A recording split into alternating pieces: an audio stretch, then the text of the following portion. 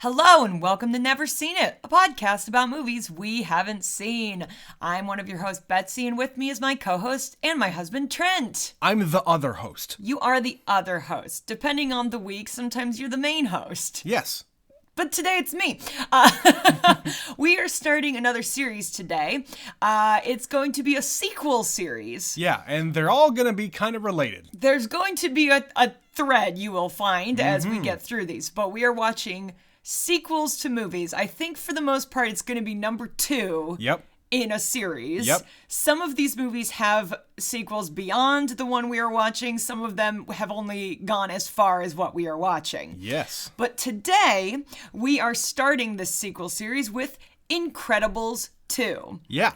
Because Trent and I have never seen it. No. So my understanding is that this movie also should have come out a long time before it did. Well, absolutely. The first movie came out in the early 2000s? Like mid-2000s. Early mid-2000s, and this one came out in 2018. Yeah. So quite a difference. Now, I understand that the first Incredibles movie was really good. It was incredible. It was right there, Trent. It was right there. All right. I really enjoyed the first Incredibles. Sure. And I'm sure that it warranted a sequel. But what the hell took so long for it to come out? I don't know. Maybe Disney just got, bored, and they finally decided to do it. Maybe Frozen happened and it turned everything on its head? It also could just be, I think Brad Bird is the thread from the beginning until a lot more recently. Yeah, this is his baby. Yeah. So Brad Bird, if you are not aware, is like an old school animation dude. Mm-hmm. I don't know where he got his start, but he was very early on in The Simpsons, if you did not know.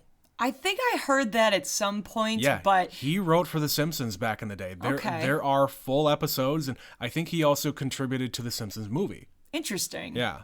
So yeah, he's kind of been a big thread between Disney, Pixar, all of these things, carrying them through that early aughts into the teens. Yeah. So my guess is just the level of development and the way they were cranking movies out in that time. Yeah. This one just kind of got pushed down the list for whatever reason. Or it was just in development hell. Maybe. How do you make a sequel to that movie?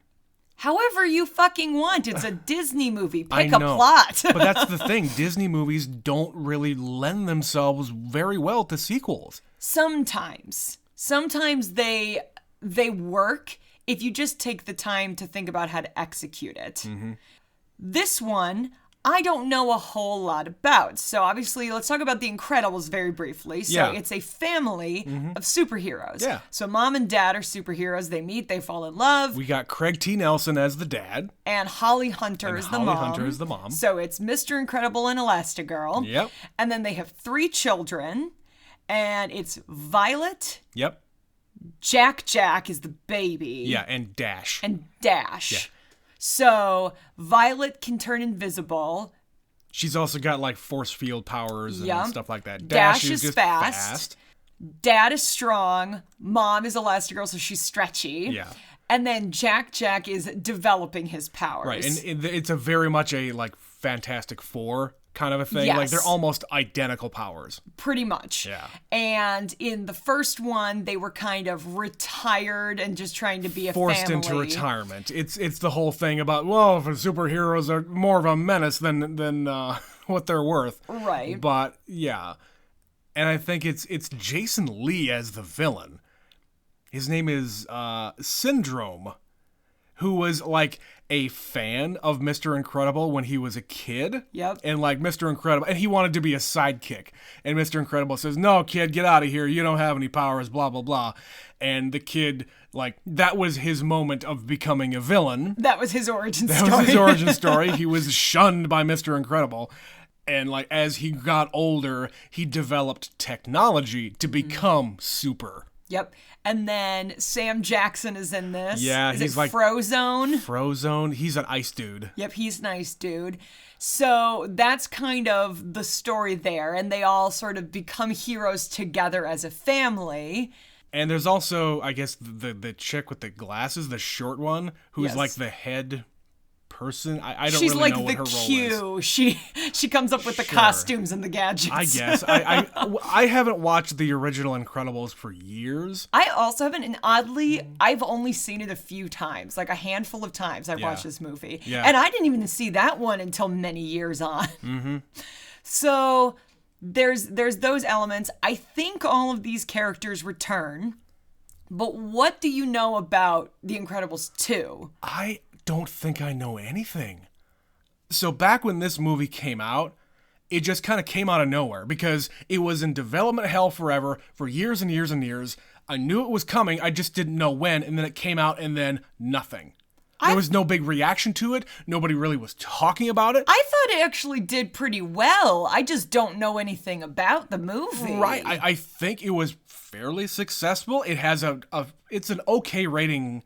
I think it's in the 70s or 80s or something. Okay. So it's good, but it didn't have the impact as the first one did. Unremarkable, maybe? Yeah, that's a good word, maybe. But I don't think I know anything here. Yeah, I don't know the plot here. I want to say it maybe has something to do with Jack, the baby. Yeah, I think Jack has more of a thing. Oh, do they actually? So at the end of Incredibles 1, they have a new enemy. The mole. The Underminer. Yeah. I don't know why I thought of that. Yeah, so they are confronted with this new enemy. And maybe it picks up there. I don't know. It might pick up exactly where we left off. Yeah. It might be in the future. I have no idea. I genuinely, for this movie coming out as recently as it did, frankly, in the grand scheme of things, I know amazingly little about this sequel. Yeah. But we haven't watched it, so we're going to go do that. So we're going to watch Incredibles 2, and we will be right back. Disney Plus, here we come.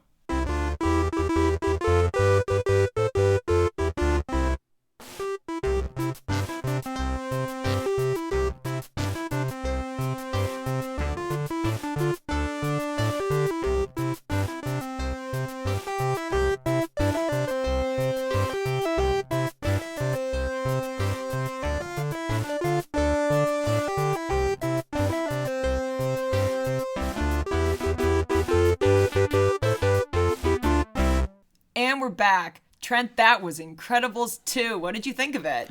That was pretty good. That was really funny. Yes. Yes.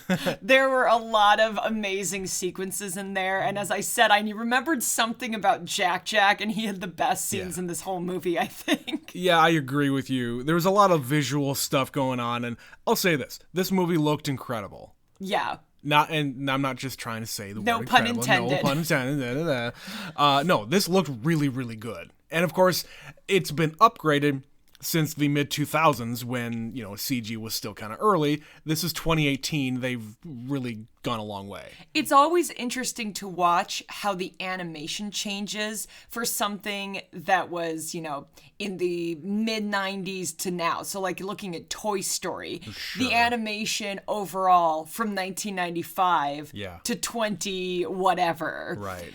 And this is no exception where if I were to watch these back to back, it would be beating me over the head with how different it looks. Because, I remember how they look. There was one thing that I pointed out to you during the movie.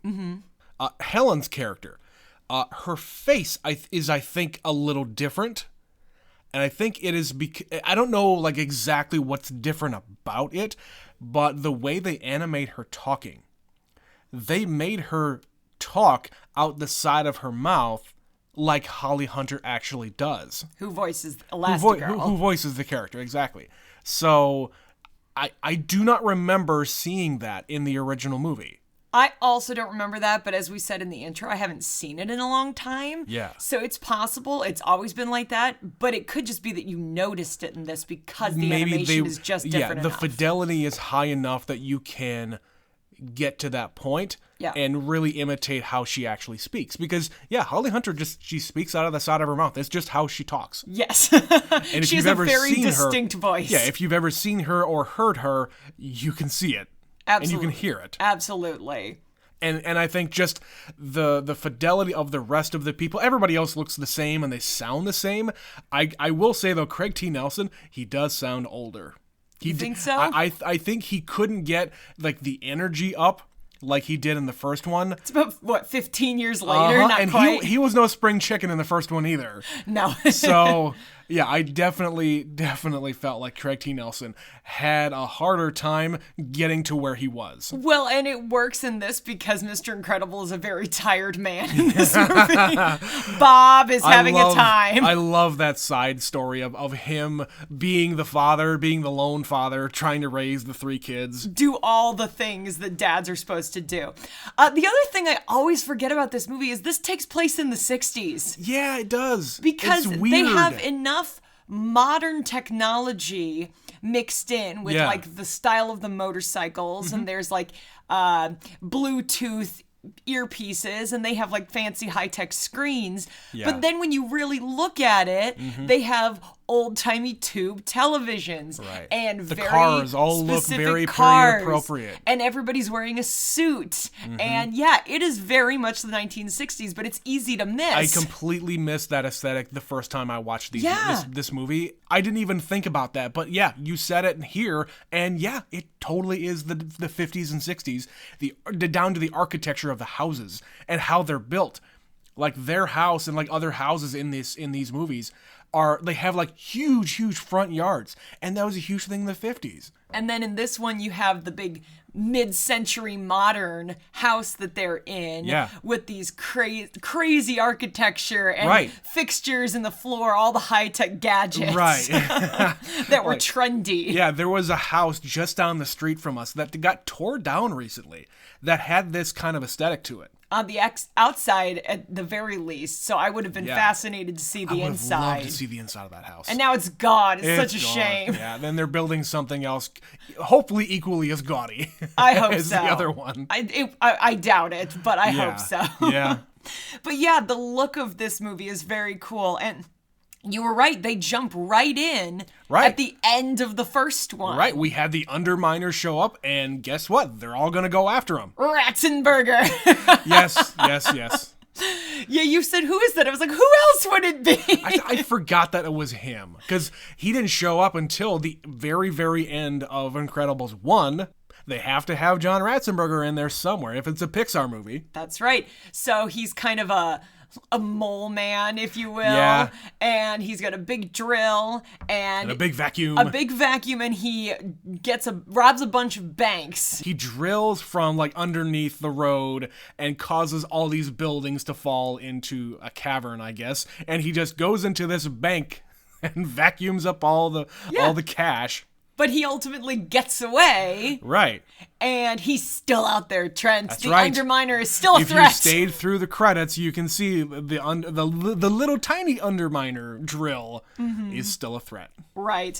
And again, that's kind of one of those stupid names, but it's also perfect. It's perfect. It's perfect. Especially for something out of like the 60s. Because this wears its like old school inspirations on its sleeve. We even got there's a clip when he's watching TV. There's a clip of Johnny Quest. Yes. And that's again very old school. And it's actual cartoon, which is really interesting. Yes. Interspliced with the animation. Right. There are very few like real life things that infect this movie, and that's one of them. Right, but you can get all of the inspiration from these movies. The James Bond, Batman. The Dick Tracy stuff. Yeah. Yeah, what else? Just all the superhero, Hanna-Barbera kind of cartoons from, like you said, Johnny Quest and Space Ghost. Yes. All those hero things and those action serials that were always on. Right, and like we got to the end of the movie and they did the old school animated stuff, like all the silhouettes kind of like punching and kicking and doing all the stuff during the credits. That looked really cool too. Yeah, and like the whole movie opens with the Disney castle. Yeah. But instead of being the traditional animation, it's the red Incredibles style, like comic animation. Yeah. So like literally setting the tone from the beginning. But yeah, we just sort of pick up the story where we left off, which is superheroes are illegal, and everything would be better off if you did nothing. Right. You were trying to help, but you caused more damage than anything. All these things are insured. If you just left it alone, it would have been fine. We would have rather you do nothing because we have insurance for when this stuff happens. We have things in place and we'll get them eventually. You don't have to go out and wreck shop to try to save things. Come on, guys. Right. We've been over this. Right. But of course, they get a mysterious benefactor Yeah. in the form of Bob Odenkirk. Yeah. It's amazing how recognizable his voice has become to me. Uh-huh. He showed up on screen and said like 3 words, and I was like, hey! I know that guy. Yeah, totally. And so it's him and his sister, who's played by Catherine Keener, Mm-hmm. and... Which again, this is like the 3rd or 4th appearance in this podcast for her. Right. And they decide they're a brother and sister whose parents were killed because superheroes couldn't save them. They couldn't save him in time. Right. Yeah. So he has been on this lifelong quest to get them back, get superheroes back. And she's the technology wizard, and he is the face of the corporation. He owns some kind of like communications corporation. Tech company. Yep. And from the beginning, I figured, well, one of these people, It's or both gotta of these be. people, are gonna be the bad guy here. Exactly. This is the kind of movie this is. We've seen enough of them to know. Yeah. You're not introduced to these characters without knowing, at least being suspicious Of course. of them. Of course.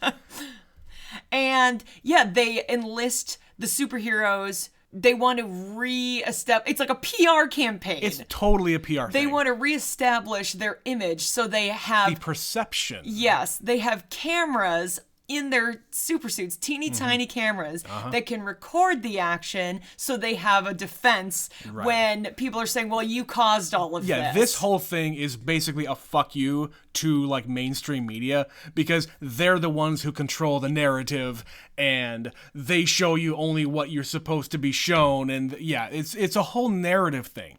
But in his mind, if we're the ones putting out the message, then we can control that message. We can edit it our way so that we look better. Right. Because all the media is going to show you is the destruction and then show a picture of them, not what they were trying to accomplish. Or what they did accomplish. Yeah. But in the end, I get what they're trying to say. You didn't catch the bad guy. You helped cause all this other damage. You didn't stop and consider all the different things that would be in place to, insurance. They keep going back to insurance. So it's a money game. Right. We're all insured. It's fine. Yeah, let it's it fine. happen. Just let it happen. That's why they say if you worked at like a gas station and the gas station gets robbed, the last thing you should do is put up a fight. Just give them the money and let them go. They have insurance for that. You have cameras set up. They're going to catch them eventually. Right. I talked to somebody who I worked with. They had another job at a shoe store, and their policy was if you see people stealing stuff, let them do it. Let them do it. And they hated that because they're like, but they're just walking away with stuff. Yeah. We know. Yeah. But that's why they have like insurance and overhead, and they factor in a percentage of theft and discounts. Shortage. Yeah. That's all budgeted for. Mm-hmm. All right. Sorry. Shrinkage. Is that what that's called? That's what it's called. Yes. Theft in retail stores is called shrinkage. Interesting. Yeah. I did not know that term. Mm-hmm. But yeah, so they get enlisted to redo their own images, but they decide Elastigirl is the best public face. She is going to be the spokeswoman because for this new thing. They did a cost analysis, and Mr. Incredible. A cost-benefit analysis because Mr. Incredible causes too much like physical damage. And of course, he's all butthurt because he thinks he can do it better. And he's the only one that can do this. That's right. I'm the only solution to this problem. Yeah. He's got a big ego, which, again, 1960s, no man wanted to be upstaged by his wife. That's right. I didn't really put two and two together there with what time period this is. Right. You have to contextualize that, too, because he might feel that way at any time period, but Right. he would definitely feel that in the 1960s when he's been the sole breadwinner. Right. And yeah, exactly. He's only been the one to have a job to bring in actual money. Yep. She's been the one to be home and raise the kids. She's the housewife. The little housewife, even though she does go out and because we're introduced to these two characters in the first movie, they're both out right. at the same time Before they get married. Yes, but then they meet, they get married, and they have some kids, and she stays home. They hang it up. The two Yep. of them just live a normal, boring life. Yeah, and he goes to work in an office where Wallace Shawn is his boss. Yeah, and he does insurance or like he's a paper pusher or something yeah, boring. Yeah, exactly. So yeah, she goes out and he stays home with the kids, and it's a whole struggle because of course there's a subplot about Violet took off her mask and the boy she likes, who was supposed Right. to have a date with at the That's end of right. the last movie. Tony. He sees her and realizes she's a superhero, Right. and they have his memory wiped. So he misses their date, and Men in she's, Black style. she's mad at her dad because it's all his fault, and she renounces superheroes. And then Dash is trying to do homework, but they have changed math. I loved this inclusion yes. of the joke about core math and new math. Yeah. It's true though. If I had kids right Yeah. now, and I wouldn't know how to help them. I don't know. So I can tell you how I would figure it out. And they don't want you to do it that way. Yeah. How do these teachers expect any parents of our generation to help kids with their homework? Right. It's not possible. Yeah. None of us know how to do math that way. Nope. How can you change math? Math is math. And then, of course, this is the first revelation that any of them have that Jack has powers. And I couldn't remember in the first movie. I know he had something because he helped foil the plot Right. of whatever the other guy's name was. Syndrome. So at the Yes. end of the movie, he blows up their house and he kidnaps Jack.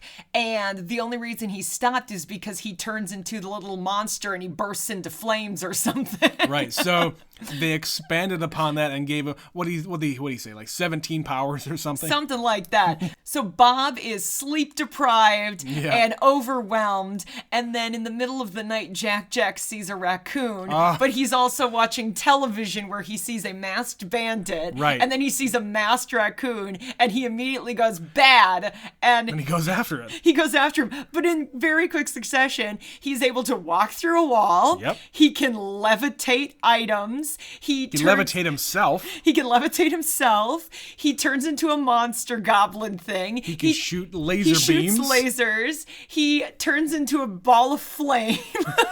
And he turns into like a ball of goo. He multiplies. He multiplies. And this sequence where he is wrestling a raccoon was like the funniest It's the best fucking thing. scene in the whole movie. Oh, that just cracked me up. And that poor raccoon is getting more and more terrifying. Well, he should be. After he gets like tangled up in the chair stuff. Yep. And like the baby is on fire. Throwing Things on fire at him. And of course, nobody in the family has seen Jack. They all assume he's just a normal baby. Right. None of them saw his powers at the end of the first one. The That's right. babysitter did. The babysitter was like, Right. there's some weird stuff going on with Jack. I forgot about but that. never explained to them what it was. She just sort of ran away in terror. And this time, Dad comes out and he's like, you have superpowers!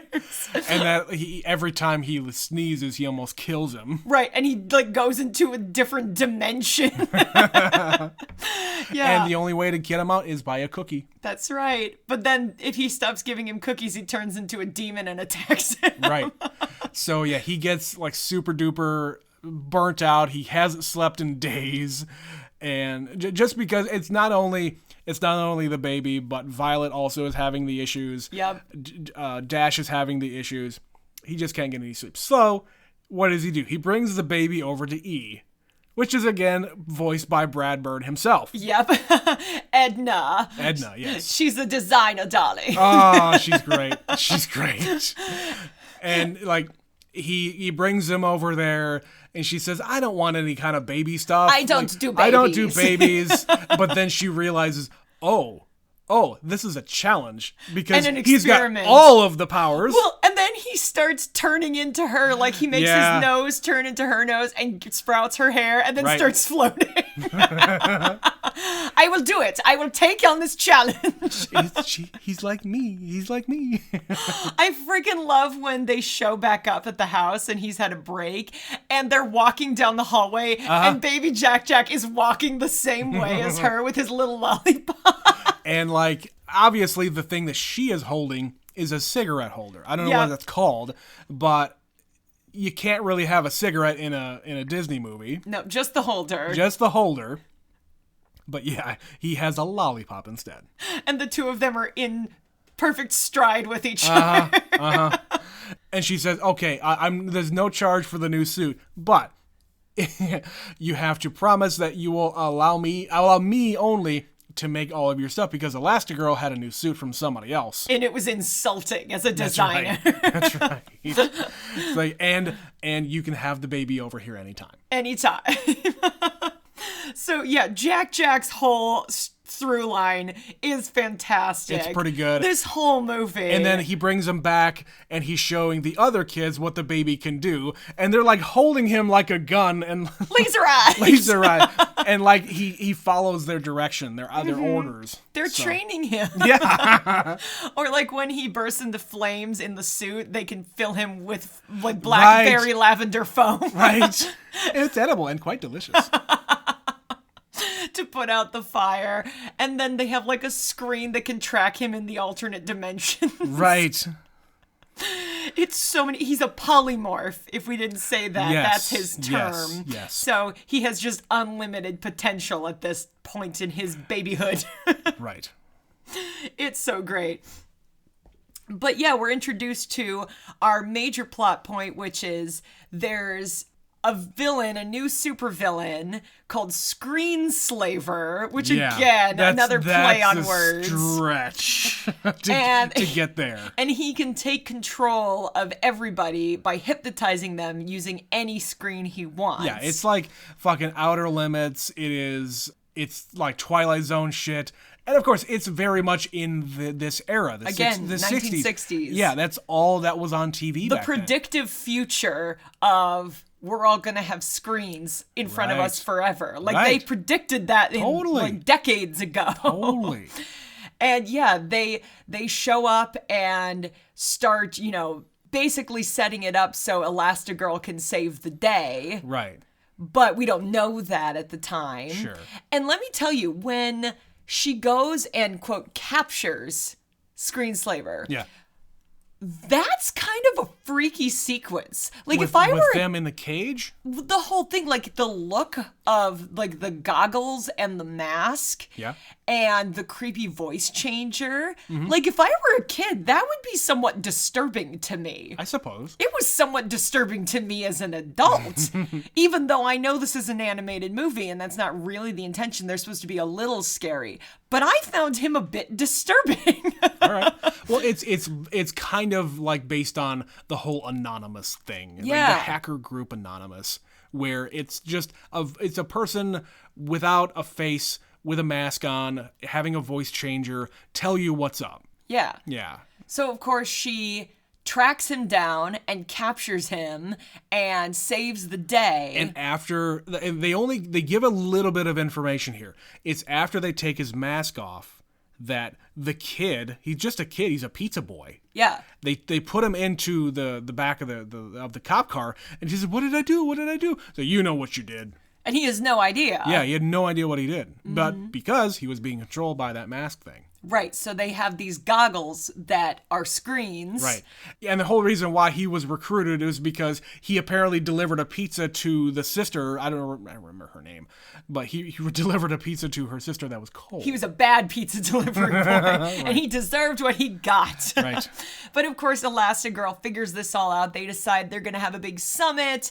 And they're going to reestablish superheroes. Right. And before all this happened, like Elastigirl saves this ambassador who I guess, was on this TV, kind of like a Meet the Press kind of a thing for this world. She was on, and she's apparently a fan of Elastigirl. And Betsy, I pointed this out while we were watching the movie. Who plays the ambassador? I had no idea she was in this. It's Isabella Rossellini. Isabella Rossellini. Which is an odd person to show up in a movie like this. In anything, especially now. Like, when's the last time you saw her in anything? Or showed up anywhere? The 90s? Right? Why would you get her for this role? Because she's an international actress and she's playing an international ambassador. I guess. She probably did all that in one day. Probably. She had very few lines. Yeah. That could have been anybody, but the fact it was her is bizarre. That's just, bizarre. Anyway, so they meet at this TV station. They're going to do a thing, and Elastigirl is going to go on TV to talk about what she did, because it's more of the PR campaign. But then the host of the show starts to get hypnotized, I guess, from the teleprompter. Mm-hmm. And Elastigirl, I guess, sees everything, and he says something about kidnapping the ambassador or killing her or something. And she gets out of there and tries to infiltrate the helicopter. Why does an ambassador have a group of helicopters? I don't know, Trent. Why? Dramatic effect. Okay, all right. But yeah, she goes after them, and she rescues her, and they're essentially just trying to get this ambassador on their side so that they can have this international summit of all sorts of ambassadors, which I guess in this world, laws are made and changed via ambassadors and not governments or legislatures. Rich guys who own tech companies can just arbitrarily decide on their Bring boat everybody in together. International waters, right? That we can count. Re-legalize superheroes. Right. That's how things get done, Trent. But yeah, so they figure it out, and they think that they've got the screenslaver, but Elastigirl decides it was too easy. Yeah. And then figures out that, oh, well, how did he get the feed from my suit? Yeah. Because that's a closed circuit feed, and it's revealed that the sister is the villain. Yeah. And she blames superheroes for her parents' death, basically. Her parents made a bad call. Right. And so she wants them to be gone forever. Yeah, instead of going to the safe room where apparently rich people have safe rooms. Betsy, we don't have a safe room in this We do house. not. Should we get one? No. Damn it. We're not that fancy. So the sister basically says they could have saved themselves. Her parents could have saved themselves, but her dad insisted on calling superheroes, not realizing that they were now illegal because they had some and kind of wouldn't come. hotline to a superhero. And there were like burglars in the house. Yeah. And so her parents died because of that. Right. And so she has taken a completely opposite road of her brother. Right. And the brother she kind of explains it that he's a child. He believes in superheroes and redemption and all this other immature stuff. So I'm going to be the adult here, and I'm going to make sure that superheroes are no longer a thing for anybody. Mm-hmm. Because they cannot be counted on. Yep. So she hypnotizes all the other superheroes that they've gotten on their side. She hypnotizes Elastigirl. They call in Mr. Incredible and Frozone, and they get hypnotized. Yep. And so then it's ultimately up to the kids. Right. And we, in some point in the movie, are watching TV, and we see that a collector has Mr. Incredible's car that he used to troll around in. Another the rich guy. Another rich guy. And so Dash has the remote control for the car and is able to summon the car, and they get away. And so he's like listing off their tools at their disposal. Well, we have each other. We have this car. We got this baby. We got this baby. And yeah, they managed to get on the boat because the car can do become everything. A boat. It has ejector seats. Ejectocito, cuz. It's voice controlled. And yeah, they all go in there, they wreck shop, we save the day, basically. Yeah. And it's what you would expect to happen. The villain almost escapes, the villain does not escape. Helen takes her out. That new girl with the Void is her name. Yep. She saves the day by pulling through at the very end and helps her hero. Yep. They turn the boat from crashing into the city and they stop it. The piece of this I really, really liked was two things. One, when Jack was a giant baby. Yep. He was a giant baby. And two, the music. Yes. The music was really good. And it's completely evocative of the 60s style superhero stuff. It's like James Bond, like I said, that dun dun dun dun dun dun dun, dun like very evocative. It's also the music that plays in stuff like Johnny Quest and the old Spider-Man animated series. Horns. All of that stuff. So many horns. Yes. And yeah, it just builds and builds and builds until they come sliding in onto the dock, and then it's just yeah. Right. Just closure. But yeah, it was so effective. I loved that It got you amped for sure. Absolutely. And yeah, they come together as a family once again, and they save the day. Everybody gets the happy ending because superheroes are the heroes again. They get the bad guy. Mm-hmm. And yeah, it's just all good. Yeah, and just to kind of sum up here, the movie is not that special. Like, I said, I don't really know how you extend this universe. Well, it's exactly how they did it. They just continued on in the exact same timeline, the exact same things happen, like it was a 4-hour movie. You had one more villain, of course, but yeah, you could have just kept on going with it. Absolutely. But I think it works. I think so too. You got resolutions, you got some development of like what's going on. Like Mr. Incredible clearly has a lot going on in his world. Yeah. And he learns some valuable lessons about being, a single dad, as it were. Yeah, just being a good dad. Being a good dad at all. He hasn't really had to do that in any of the stuff that we've seen so far. No, he tries to fix things with the daughter and takes her to the restaurant. And he was kind of a shit in the first one because he went off by himself to try He's all about me. Yeah, exactly. He is all about me. And I think he does have a redemptive arc here because he took care of business at home while she was out doing the thing. Right. He goes to the restaurant where the boy works because his family owns that restaurant so that he can try to help things with his daughter. She squirted the water out her nose. She did do that. Oh, God. A lot of water. It was real bad. That was real bad. Oh, that would sting. Cold water out your nose. Ooh, yeah. And then, he stays up at night because he can't sleep trying to read the textbook for the math homework so that he can actually help his son do math. And he does, but then there's also fractions and decimals. No, now we're moving on from that and we're learning more things. Right. Decimals. You mean decimals? Decimals. And yeah, he figures out how to help Jack while he's crazy.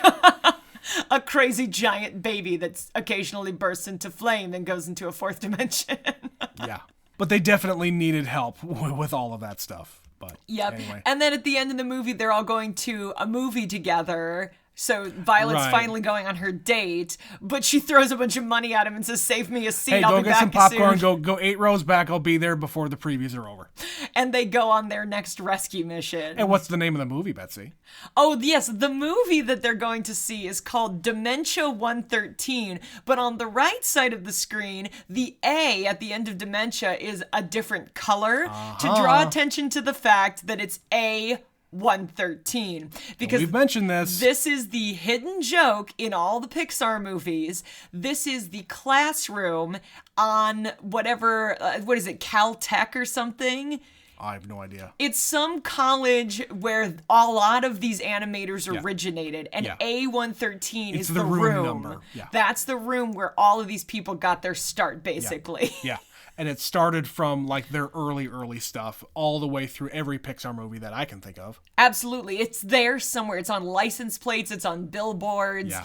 It's like the part of a phone number or a code, a badge. I like that. Yes. Having that tradition there, whether or not you were a part of it, it solidifies that legacy of Pixar. Absolutely. Is there anything else you think about this one? I think I covered everything I wanted to talk about. Yeah, I think I've covered everything. I thought it was a solid sequel. I really don't remember much about when this came out as to why we didn't go see it at the time, other than we just didn't get to it. Yeah. We've talked about this before. We don't go to a lot of animated movies, family movies in the theater. Not very often. Not that we don't like them. I mean, clearly we like this movie and the original. I had a blast. I thought this was hilarious. Yeah, it was also long. Like, it was almost 2 hours long. This is long for an animated sequel for a kids movie, for a lot of things. And when you didn't even have to do all the exposition with the characters. No, you already knew everybody. You picked up where we left off, and they had another adventure. Yeah. So I think you could continue to do that. I don't know if there's supposed to be another one of these. My guess is yes, because this one I think was pretty successful. I just hope they don't linger on it for as long as they did this one. Yeah. Because I just don't know if this was one of those movies that would have been successful. Like, would they have made 3 already? Right. Like, I have no idea why this took so long to get made. I don't know either. It's an enjoyable movie. Yeah. I think they could have done this sooner. I kind of wish they had. Yeah. I'm glad it's here. Like the novelty of it, the sheen of it was kind of gone by 2018. Yeah. So yeah, maybe I just kind of the idea of it was good. I wanted to have a sequel to The Incredibles because that movie was great. Yeah. But it's a beloved movie. Yeah. I just don't know what else to say. There was one more thing I wanted to mention before we get out of here. The person who played Violet, her name is Sarah Vowell. Do you know who this is? I know. Outside of this movie. I know exactly, like, I can picture her face. I don't know why I know who she is. It's because she has shown up on, like, various, like, talk shows. She's an author. She's an author. She provides commentary. She's a humorist. Got it. Yeah, so, like, I don't really think that she's, like, a stand-up or anything like that, but she's a funny lady. She writes a lot of funny stuff. She has a very, let's just call it, youthful voice. She has a very unique vocal tenor. Yes.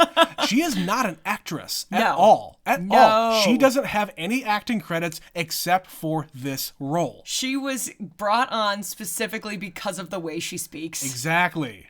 So it's just one of these things where I guess Brad Bird knew of her and says, I want your voice. I want to see if I can get you to do this and do it well. And she does. Right. It's strange for you not having any kind of acting skills to just pull off voice acting. That's the mark of a good listener and a good director. Absolutely. So, again, I know of her outside of this movie because she shows up on various... Like, she's the type of person who would show up on I Love the 90s. Right. Like, she would show up and have something quippy and funny to say about a thing that happened in the past. That is probably where I know her from. But yeah, she would show up on, like, that CNN thing where they were talking about, like, the old decades. Oh, the 60s, the 70s. Yeah. Oh, I suppose. She's like a student of pop culture. That's kind of her thing. She's me! Yes. But you don't have that kind of mousy voice, Betsy. Shut up! I could get one. No, I can't, guys. No, you can't. You use your voice for this here podcast, and a little singing on the side. A little singing on the side. There you go. So let's get into our emails, shall we? We got a couple about The Sixth Sense, because remember, I hadn't seen that movie. And it was our 100th movie. It was our 100th movie. So let's talk about it. From Stephanie. She says, first of all, congrats on 100 movies. Thank you. What? Trent, seriously, it is insane that you have not seen this. I agree. He's seen it now. I have seen it. Thanks to this podcast, yes. She says, Unbreakable and Split are great. Personally, I like Signs and The Visit, too. I don't think I've heard of The Visit. The Visit? No, I don't know what that is. No. She says, but I know not everyone does. Unless she meant The Village. Could be The Village. You guys are cute with your interlude a cappella. FYI, my daughter and I sing along too. Yeah, that was just a fun thing we decided to do for our 100th movie. It was a special episode. It was kind of a spur of the moment thing. A special moment for us. I mean, I don't know what you're talking about. It's always been there. And for those who don't know, I kind of, let's just say, stole that little interlude from a different Borrowed podcast. it. Yes, from a different podcast that I listened to, and it just fits as break music. So yeah. Continuing on, I do think that you lose a little of the effect when you know the twist. Yes. However, I do think that it is really good. Toni Collette is so good. Haley Joel Osment is great too, and it seems to be decently well adjusted for a child star. Totally. Yeah. Like we talked about that in the episode where, he hasn't really gotten much work outside of him being a child actor. He kind of did go away, Yeah. grew up a little bit, and now he's getting back into it, and he's doing these, like, weird character things. These weird things that he just kind of shows up in. It's Stupid, niche, wait, weird that's stuff. Haley Joel Osment. I love it. As an adult, what the hell? Why not? Why not? Back to the email. I am offended that Trent said no one knew who Donnie Wahlberg was. I definitely had a Donnie Wahlberg from New Kids on the Block action figure / Barbie doll growing up. My parents still have it, and my daughter and my sister's boys play with it often. Hell yeah. I apologize. I know Donnie Wahlberg was in New Kids, but I was not a fan. New Kids was just a little bit before my time. I was right on that cusp where I didn't have it. My sister had one of their cassettes. Yeah. And your so, sister is a little bit older. Yes. Yeah. So I knew it, but I was never this massive fan. Yeah, I think it was my babysitter. She had a daughter that was into New Kids, and she was a little older than me. Yep. She had the fucking the bedspread, the sheets, The merchandise. the merchandising. Yes, all of that. But yes, I apologize for being ignorant of everything. She says, M. Night is not a great actor. It is still distracting in some of his films. Again, I've only seen the one, so I can't really speak to it. But Betsy... We'll get there. We'll get there. I do hate the music, but I don't think it is anything special. I agree, Betsy. I could not continue to live in my house if my husband were murdered there. Right? What a horrible and traumatic experience. Get me out of there. Absolutely. Yeah, and again... You also don't need this big house for just you. And the character in the movie, she didn't need that big house either. No. They didn't have any kids. Absolutely not.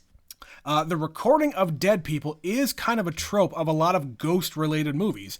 Not sure why, but paranormal stuff can be recorded, I guess. Yeah, it's like plot reasons. The whispers on the wind of that shit. Yeah. Yeah, I get it. And then one little line, I love Dead Like Me. Yeah, it's my favorite.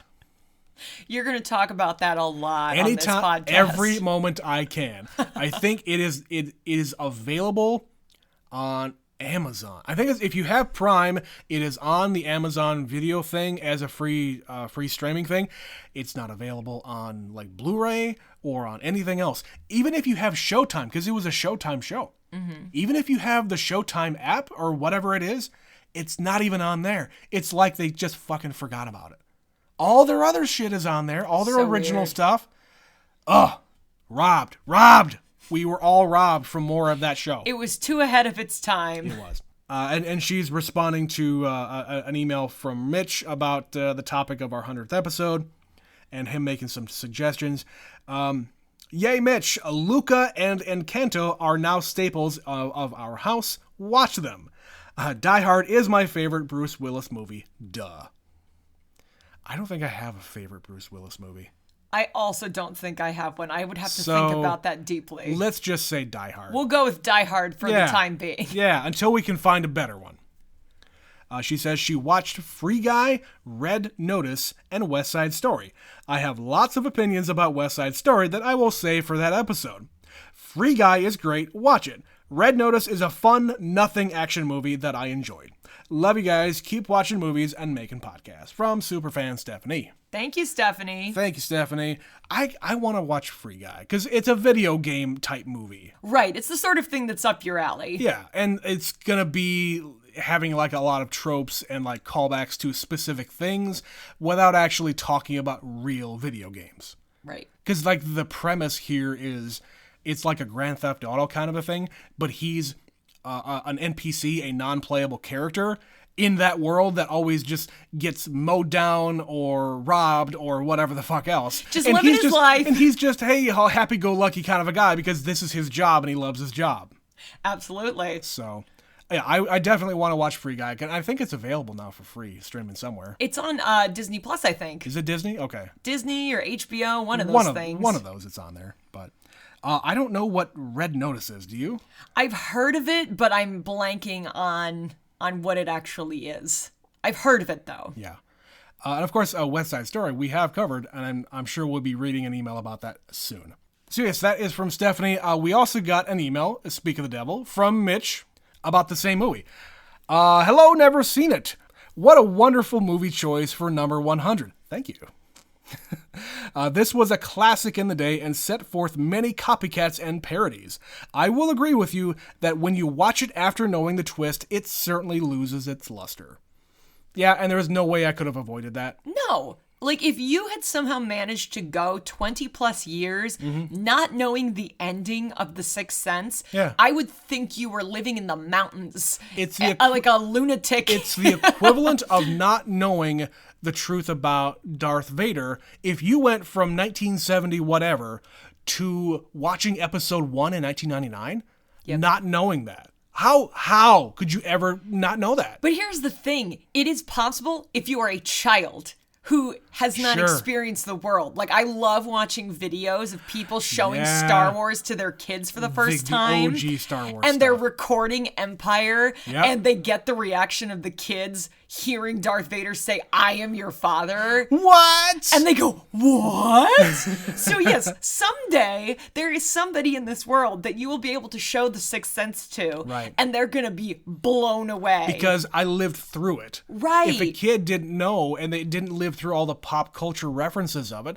they're not going to know. And we're removed enough from it now, it doesn't come up in everyday conversation. Totally. So it is possible that it could happen. Yeah. Just as more time passes and it becomes less and less of a thing. There's probably reaction videos on YouTube of people reacting to finding out that Bruce Willis is dead. Their teenage Spoilers! Anyway. I had a similar experience when rewatching the Christopher Nolan film The Prestige, starring Christian Bale and Hugh Jackman recently. Having not seen it in some time, but knowing the twist, I was able to watch the movie more carefully into how they tricked the audience. I dare say that this film is probably better able to sustain its quality even knowing the twist, as it adds some extra emotional elements possibly missed the first time around. One thing that is for sure, whereas Shyamalan has gone on to make even worse movies, Nolan has certainly improved. That's arguable, but I think the sentiment is there. That is very much true. One of them is the superior filmmaker. Yes, I agree with that 100%. Overall. Yeah, Christopher Nolan has upped his game from a lot of his earlier stuff. I have only ever seen The Prestige once. I don't remember a damn thing about it, other than the fact that these are magicians, and there's this trick or some secret that these magicians have or are implementing that it just comes together at the end of the movie. I don't remember anything about it. Well, maybe we'll have to watch that later. Maybe we'll rewatch it someday. And we'll see if you remember the twist while you're watching it. Right. He finishes, overall twist movies are hard upon repeat, but the first time you watch, darn it, aren't they good. Cordially yours, Mitch from Saskatoon, Saskatchewan. Thank you, Mitch. Thank you, Mitch. And thank you, Stephanie. Thank you, both of you. So, that's the end of this here episode, Betsy. We want to thank everybody for listening. We want to thank everybody for emailing. If you would like to email us your thoughts about Pixar sequels, because, spoiler, that we're going to watch a few of these. There's some on the agenda, guys. Yes, we're not going to reveal what they are, but you'll see when they come out. But yes, please email us your thoughts about sequels in general. neverseenitpod@gmail.com is the email address. Follow us on Twitter, neverseenit_pod. If you want to support the show, you can by clicking the link in the podcast description, and you can send us $1.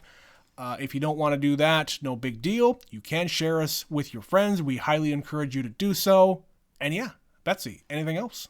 No, I think that about wraps it up for this one. So you've been listening to Never Seen It. As always, I'm Betsy. And I'm Trent. And we thank you for your time. We'll see you next time. Bye-bye.